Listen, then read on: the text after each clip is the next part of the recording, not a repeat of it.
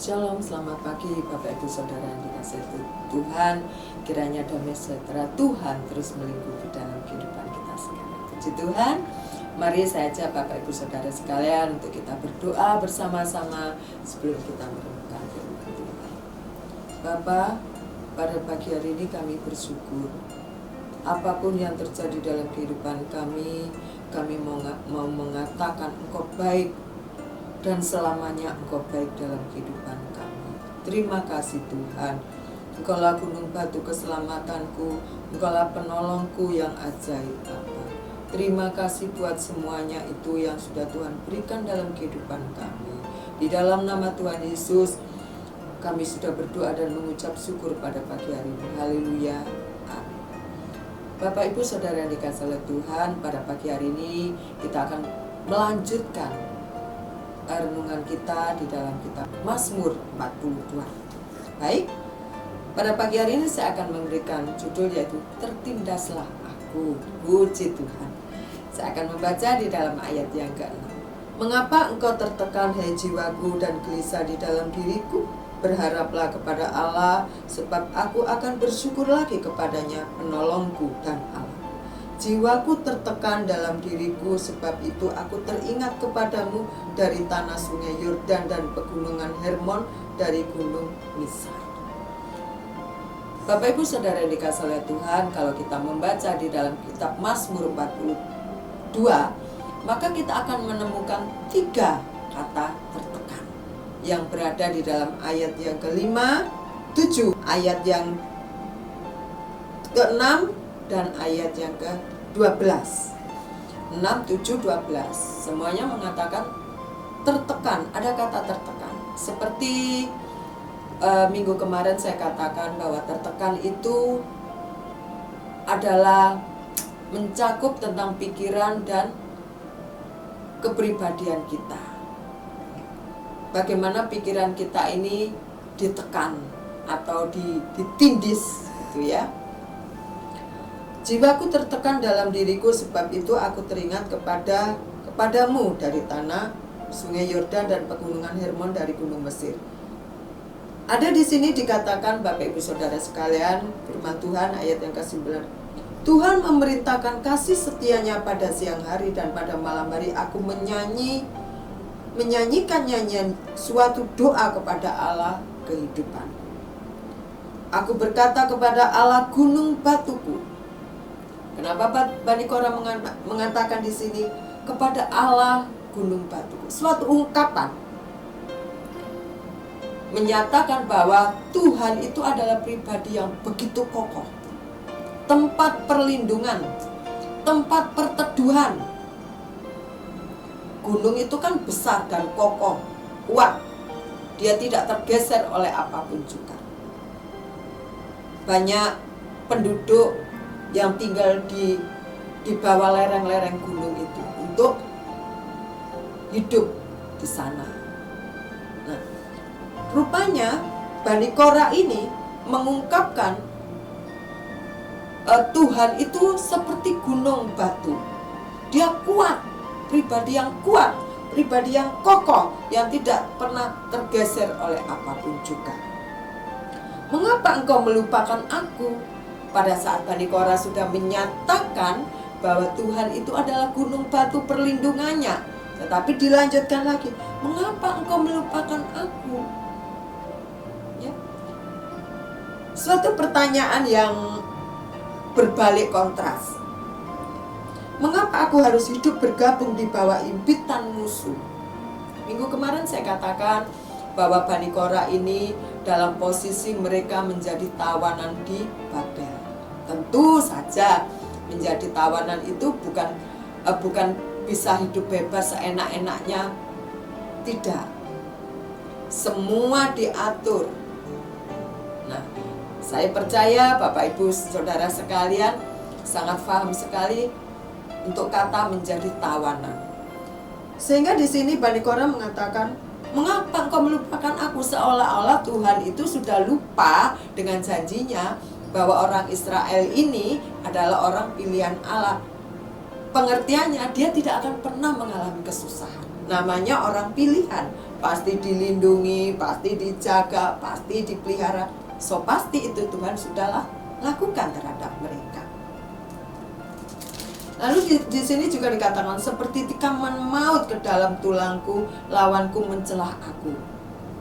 Orang-orang di Babel itu sambil berkata kepadaku sepanjang hari, seperti kemarin saya katakan, di mana Allahmu itu? Ya. Mengapa engkau tertekan, hai jiwaku, dan mengapa engkau gelisah di dalam diriku? Ya, namanya diejek, ya, namanya disindir, namanya difitnah, namanya diomongi yang tidak baik. Pasti orang itu juga tertekan, pikirannya menjadi tertekan. Bapak Ibu Saudara sekalian, seperti kemarin saya katakan, ada orang yang tertekan hidupnya atau pola pikirnya menjadi pesimis. Tetapi pada pagi hari ini ada firman Tuhan yang begitu indah. Selamanya firman Tuhan itu indah. Di dalam Amsal 18 ayat yang ke-14, Bapak Ibu, bunyinya demikian. Orang yang bersemangat dapat menanggung penderitaannya, tetapi siapa akan memulihkan semangat yang patah? Tidak ada, kecuali dirinya sendiri.